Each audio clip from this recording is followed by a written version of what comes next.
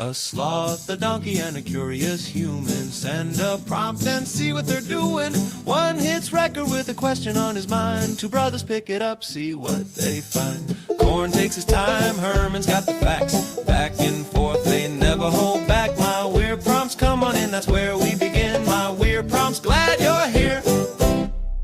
This episode was generated using artificial intelligence. Please verify facts. You know, Corn, this whole show runs on GPU compute, and we wouldn't be here without Modal. Seriously. And that's what powers all our text-to-speech. Everything you're hearing right now. They're an AI infrastructure platform. Developers use them to run GPU workloads in the cloud with zero infrastructure headaches. If you're building anything with AI, check them out. Modal.com. Hi, Herman and Corn. We did an episode before talking about how to have a more ecologically sound form of taking scrappy notes throughout the day. I talked about specifically those whiteboard notebooks, and I asked you for your recommendations. I mentioned that I picked up a very low-level one or a budget one a few years ago, and it's pretty terrible. And it's one of those things that I would really love to actually have a decent one, but I haven't yet found, well, to be honest, budget for being able to, because they're expensive. We're talking about, like, to get a decent one, and I increasingly, as I've decluttered my life, I've become much more a fan of buying good things at a slower pace than just like a bad whitebook notebook is garbage. If you wipe it, it will not wipe clean, and the thing won't hold up. It's not worth your time. So I'm waiting until, the next time I'm situated close to a Amazon service. We don't have Amazon here in Israel, and I'll pick one up, but it's not urgent. The thing that I would like to have, and it comes from the same reason of wanting to have less but better things, is a decent pen. And I thought we should talk about that in today's episode. Yes, we're going to talk about the humble pen, the thing that dispenses ink. And we have here in Israel, I think, we haven't even talked, there's so much still, we've so many things still to talk about. We haven't talked about sustainability in Israel in terms of our use of plastic, which is way over the top. We haven't even talked about our, I would say, failed effort to bring in some sort of a tax to dissuade people from using plastic shopping bags, which is a very worthy topic for us to get into. There's just, everyone hands out plastic like it's not destroying the planet. But we also have a huge amount of these kind of budget stores. Anyone who lives in Israel has heard of Max Stock. If you haven't been in Israel or heard of Max Stock, you're not missing out on that much. Think essentially a budget store with everything in it, but nothing good. That's how I would describe it. Occasionally you'll find Max Stock has decent quality and lots of stationery that costs 50 cents or $1 ballpoint pens. And, you're there, you say, yeah, I should probably pick up some pens. And you spend the next year dealing with crappy pens that break down. And that is the circle of Max Stock. And it's actually a vicious cycle from the planet's perspective, because instead of selling good things that last, it sells an endless array of cheap things, relying upon people to wander in off the street. And the cumulative cost of all that wasted plastic has to be really significant. So what I keep thinking every time that I now and again I'm on a Zoom call and I say, oh, let me just grab a pen, and I grab from my pen tray, and what comes out is less of a pen and more of a toothpick that has a bit of ink flowing out of it, and it doesn't work, and I say, I gotta get a good pen. Those are my pen moments. Back in the day, Herman and Corn, when I tried to cultivate an image of respectability and didn't spend my days talking to AI avatars, I was into the idea of holding a fountain pen. I studied law in college, and I thought that every aspiring lawyer needed a fountain pen, a legal pad, and a cigar box. So I bought all three of those things. And I didn't really like fountain pens that much. They're very messy, but I do like, from the sustainability aspect, the idea that a pen is refillable. So here's my wish list, Herman and Corn. As you know, I'm kind of not the most organized individual. So something that can write upside down, or, have some kind of capillary action that will allow you to write on wherever you might find yourself having to quickly jot down something. Refillable, but most importantly, good quality, something nice. That isn't just your grandfather's fountain pen collection, really shiny, but actually something that's built to be pleasant to write with, easy to refill, and easy to find refills for, because whenever one embarks upon a sustainable trajectory with good intentions and you say, I need something that can be refilled, you forget to ask, where can I buy the refiller? Do they still make the refilling things? And can I find them locally? And often the answer is no.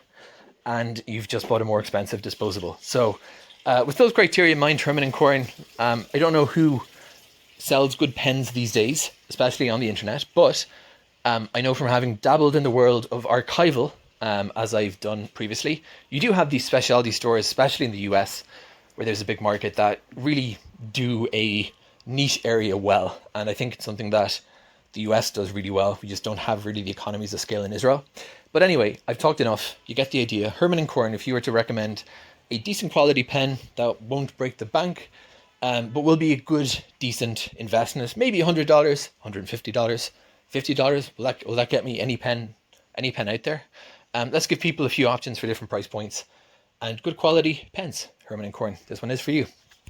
You know, Herman, I was sitting at my desk yesterday, trying to scribble a quick note during a meeting.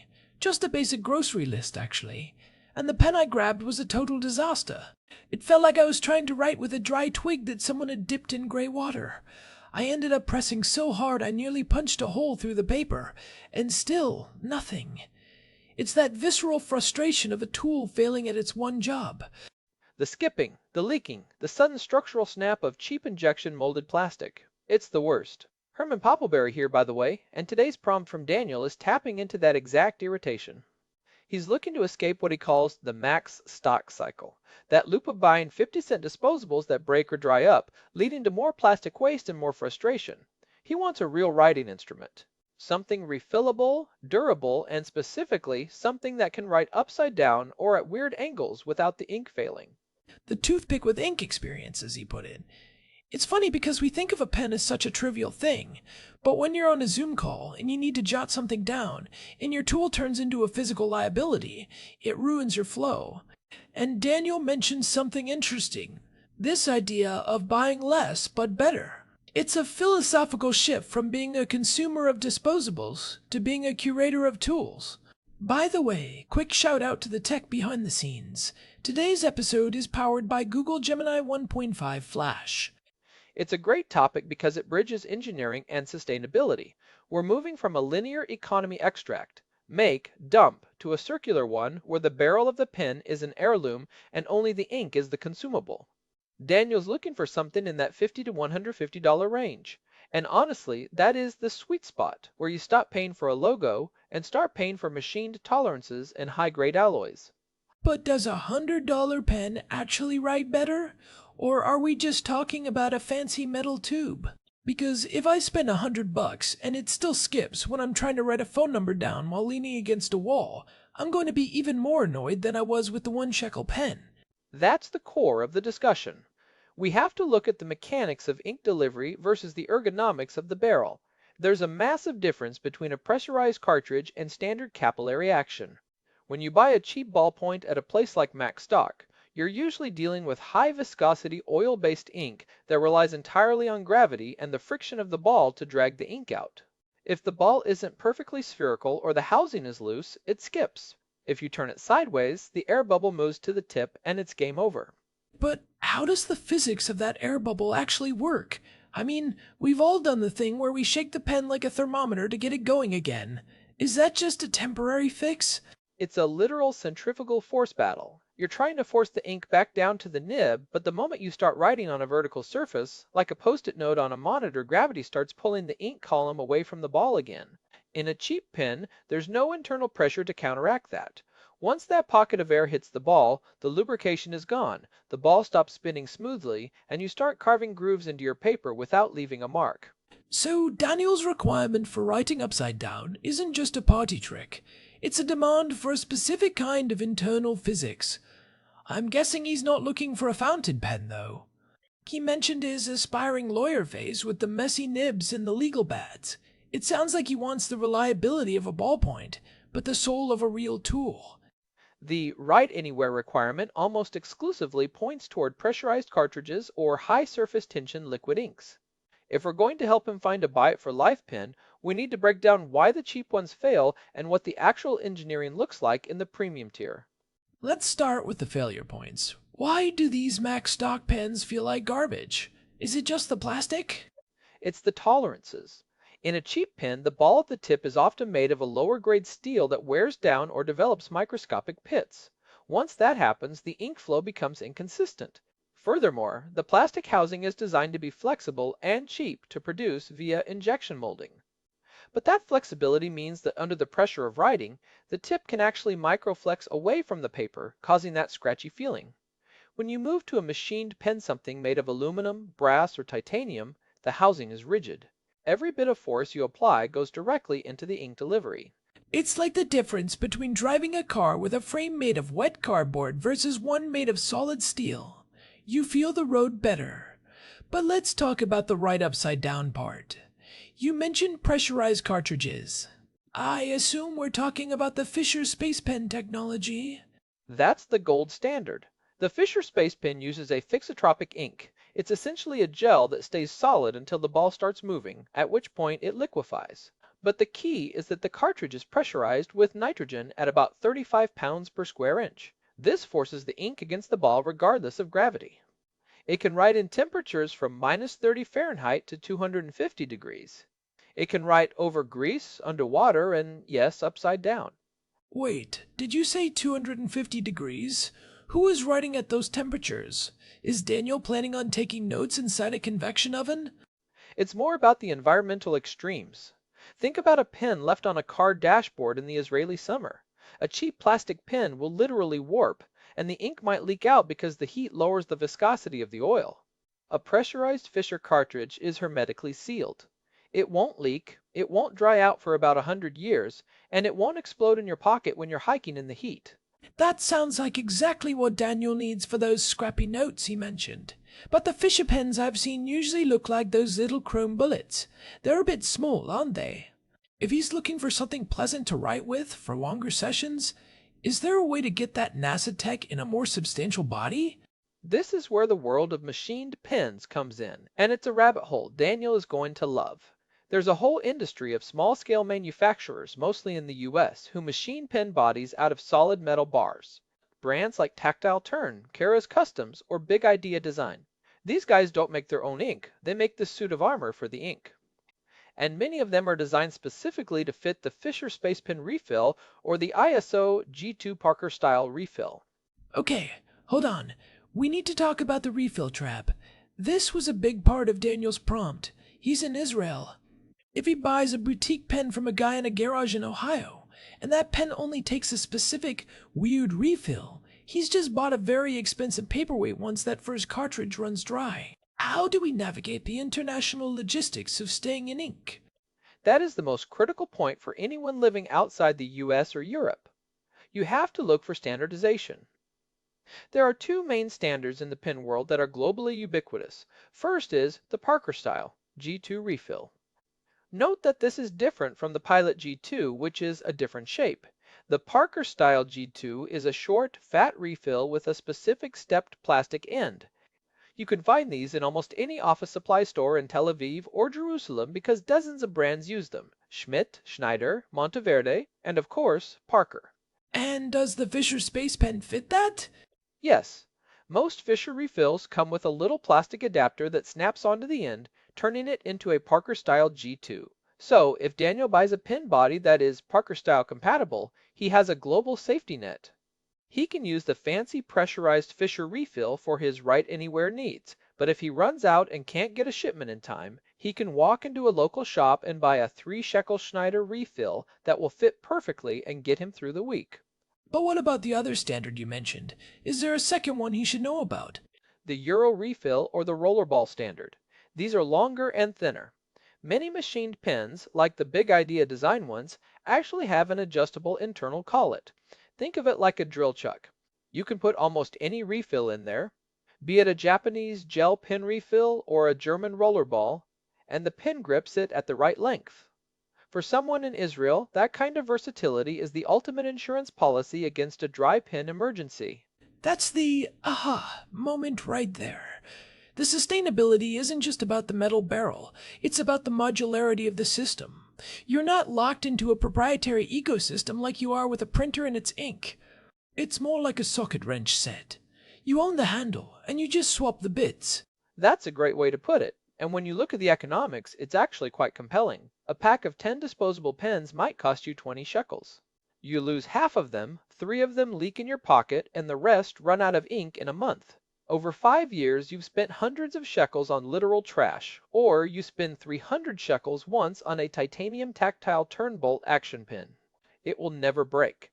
The bolt action mechanism is a solid piece of metal, no plastic clicker to snap. You buy a 12-pack of refills for 100 shekels, and you are set for the next 3 years. I like the idea of the bolt action. It feels more tool-like than a standard clicky pen. And Daniel mentioned the fidget factor. If you're on a long call, having a mechanical bolt to slide back and forth is much more satisfying than clicking a plastic button that sounds like a cricket on caffeine. Tactile turn is actually famous for that. They have this unique microtexturing on the body. It looks like a record groove. It gives you incredible grip without being sharp, and the bolt action is incredibly smooth because it's machined to such tight tolerances. For Daniel, I'd look at their short version.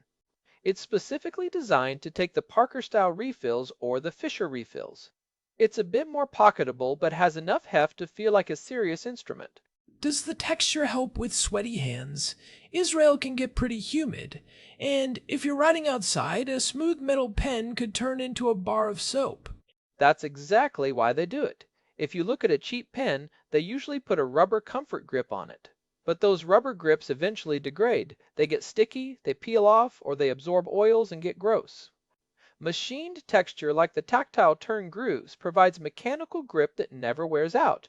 It's the same logic used on the handles of high-end surgical tools or tactical flashlights.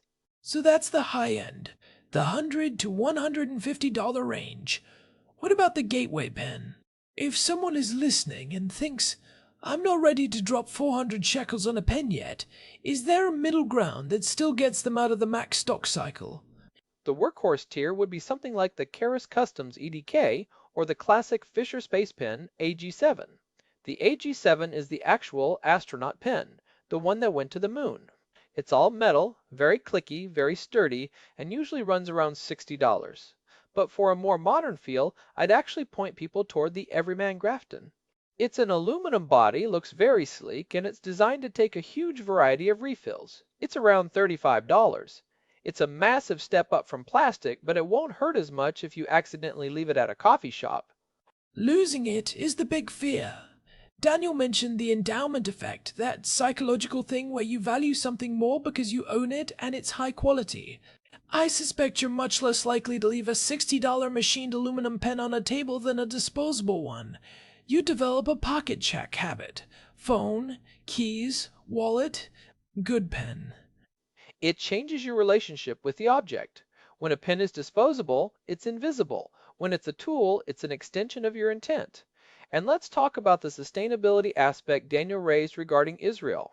He mentioned the plastic tax failure and the max stock culture. It's true. Israel has a huge consumption of single-use plastics. Part of that is the convenience culture. Part of it is the large family sizes where disposables feel easier. But every time we choose a buy-it-for-life product, we're casting a small vote against that mountain of plastic. And the max stock pens are particularly egregious because they aren't just plastic, they're bad plastic. They're brittle, they shatter. I've seen those pens literally split down the side just from the pressure of being in a backpack. That's not just waste, it's bad design. It's the false economy of the cheap. You think you're saving money, but you're actually paying a tax on your own frustration. Now, Daniel also mentioned the right upside down thing being useful for scrappy notes.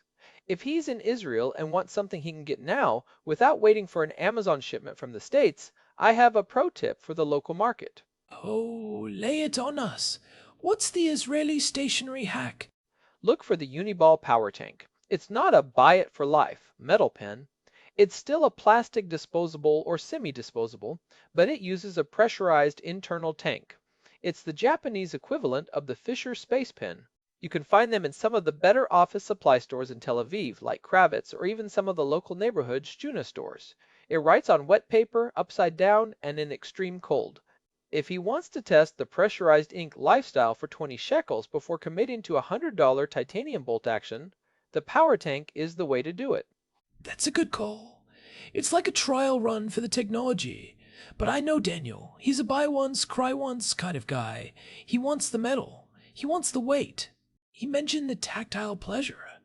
There's something about the thermal conductivity of metal, how it starts cold in your hand and warms up as you write, that plastic just can't replicate.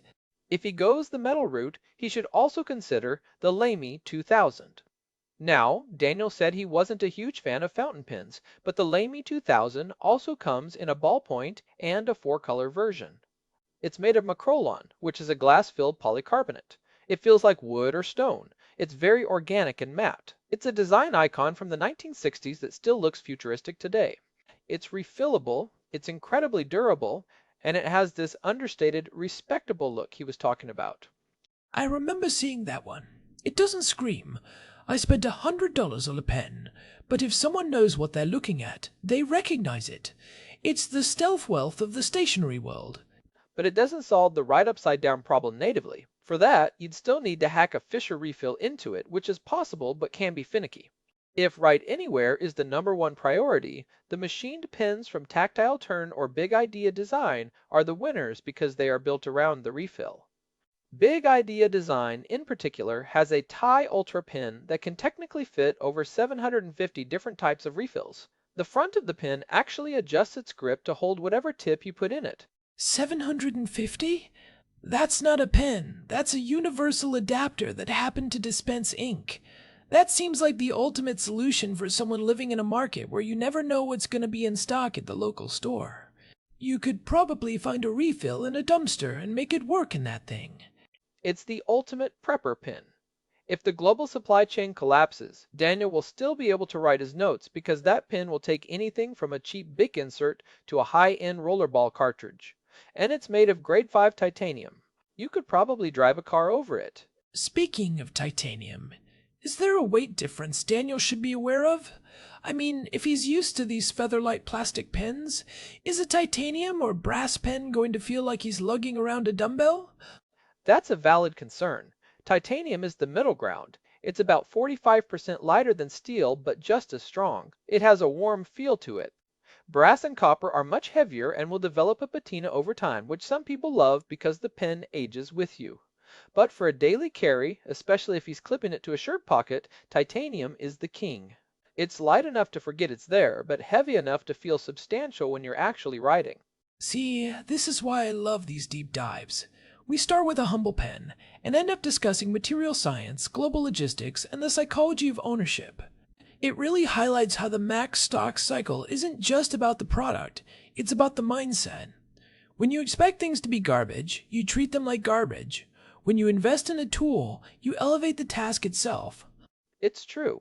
Even writing a grocery list feels more intentional when you're using a well-balanced machined instrument. It sounds pretentious until you actually hold one. There's a click or a bolt movement that feels like closing the door on a high-end German car. It's purely mechanical, but it communicates quality. Let's talk about the archival quality of the ink too. Daniel mentioned he's done some work in the archival world. Cheap pens often use dyes that fade over time or bleed through the paper if it gets even slightly damp. If you're taking notes that you want to keep, maybe for a project or a journal, you want pigment-based ink. That's another win for the good refills. Most high-end refills like the Schmidt Megaline or the Fisher pressurized ones are archival and document-proof. They won't fade in sunlight and they won't wash away if you spill coffee on your legal pad. It goes back to that scrappy notes idea. They might be scrappy, but you still want them to exist in 6 months. But wait, how does the ink actually dry so fast if it's designed to be so durable? I've noticed with some good pens that if I'm writing fast, I end up with ink all over the side of my hand. The lefty smear, as people call it. That's usually an issue with gel pens or rollerballs, which use water-based ink. Ballpoints, and especially pressurized ones like the Fisher, use an oil-based paste. It's much more viscous, so it sets almost instantly upon contact with the fibers of the paper. For Daniel, who sounds like a fast, scrappy note-taker, that instant dry property is actually a huge benefit. He can jot something down, slam the notebook shut, and not worry about a mirrored ink blot on the opposite page. So, let's summarize the strategy for Daniel and anyone else stuck in the disposable loop. Step 1, stop buying the packs. Step 2, choose your body, based on how you carry it. Are you a pocket clip guy? A desk drawer guy? Step 3. Prioritize the refill standard above all else. I'd add a step 4, look for ISO G2 compatibility. If the pen says it takes Parker-style refills, you are safe anywhere in the world, including Israel. And for the specific right upside down requirement, just buy a Fisher Space Pen Universal, refill, and keep a spare in your desk. It comes with the adapter. It makes the pen invincible. And what about the cost? We're looking at, 50 to 75 shekels for a really good metal body if you go with something like the Everyman, or maybe 400 to 600 shekels for the Heirloom. Titanium stuff? That sounds about right. And given that Daniel is already moving toward a decluttered life, having one god-tier pen sitting in a leather sleeve is a lot more aesthetically pleasing than a plastic tray full of toothpicks with ink. It's the quality over quantity mantra in physical form. I think the big takeaway here is that the max stock cycle is a choice. We'd been conditioned to think of pens as office supplies, like paper clips or staples, things that are meant to be consumed and lost. But a pen is actually a tool, like a knife or a watch. Once you make that mental shift, the $50 price tag doesn't look like an expense. It looks like an investment in your own sanity. And your sustainability footprint. Every time you don't throw away a plastic tube, you're winning. I think Daniel's on the right track. The whiteboard notebook failure he mentioned is the perfect lesson. The budget version of a reusable tool is often worse than the disposable version because it doesn't even do its job. If you're going to go reusable, you have to go high quality, or the system breaks down. It's the Vimes Boots theory of socioeconomic unfairness. Terry Pratchett wrote about this. The idea that a rich person can buy a $50 pair of boots that last 10 years, while a poor person can only afford $10 boots that last a season and end up spending $100 on boots over the same period. Buying the good pen is the way to stop having wet feet in your note-taking. That is the perfect analogy. Or, well, let's call it a literary reference, so the producer doesn't yell at me for using an analogy. But it's spot on. The cumulative cost of cheapness is higher than the upfront cost of quality. Plus, there's the psychological cost of the failed tool. Every time a pen skips, it breaks your concentration. If you're in a flow state, that tiny moment of, ugh, this pen can derail a whole train of thought. I've definitely had that happen. You're in the middle of a brilliant idea. The pen dies. You spend 30 seconds scribbling circles on the corner of the page to revive it, and by the time the ink starts flowing, the idea has evaporated. It's a productivity tax. A high-quality tool disappears into the task. You don't think about the pen, you only think about the words. That's the ultimate goal of good design, to become invisible through perfect performance. So, for Daniel's wish list, refillable writes upside down, good quality, easy to find refills. My vote is for a tactile turn bolt action in the short size with a Fisher Space Pen refill. It hits every single one of his marks. It's titanium, so it's light enough for his pocket, but tough as nails. It takes the most common refill standard in the world, and it has that fidget factor for those long Zoom calls. I'd offer a slightly more classic alternative, the Keras Customs Retract. It's a bit more industrial looking, very sleek, and it has a silent click mechanism that is incredibly robust. It's also a bit cheaper, usually around $70 to $80. It fits the Pilot G2 or the Parker style refills depending on how you set it up. Both are buy it for life tools. And for the Israel-specific sourcing, he should probably just order the body once from a specialty shop like JetPens or directly from the manufacturer, and then bulk buy a dozen refills to keep in a drawer. If he does that, he's set for the next decade. No more max stock runs, no more toothpicks. Just think of the satisfaction. The next time he's on a call and needs to jot something down, he reaches for a solid piece of machined metal. He clicks it or slides the bolt, and the ink flows perfectly, instantly onto the page. No scratching, no skipping. That little microdose of dopamine every time you use a good tool, that's worth the $100 alone. It really is. It's the small things that make or break your day. If you're fighting your tools, you're losing energy. If your tools are a joy to use, you're just a little bit more productive and a lot more relaxed. We should probably wrap this up before I start talking about the different grades of titanium, but I think we've given Daniel a solid roadmap. Escape the max stock cycle, invest in a machined metal body, and standardize on the Parker style G2 refill. It's better for the planet, better for his wallet in the long run, and definitely better for his scrappy notes. And he can finally ditch the cigar box and the legal pads, unless he's still trying to look respectable for the AI avatars. I think a titanium bolt-action pen says, "I know my tools," which is a much better load for a tech guy anyway. Agreed. This has been a fun one. It's nice to talk about something so tactile in such a digital world. Definitely. Big thanks to our producer, Hilbert Flumingtop, for keeping the gears turning. And another thank you to Modal for providing the GPU credits that power this show's generation pipeline. This has been My Weird Prompts. If you're enjoying these deep dives into the tools and tech of everyday life, we're on Spotify, Apple Podcasts, and all the usual spots. And you can find the full archive and all the ways to subscribe at myweirdprompts.com. Until next time, keep your notes scrappy and your pens heavy. Take care, everyone. This episode was produced using Google Gemini 3 Flash, text-to-speech by Chatterbox. Thanks for listening to our show, My Weird Prompts.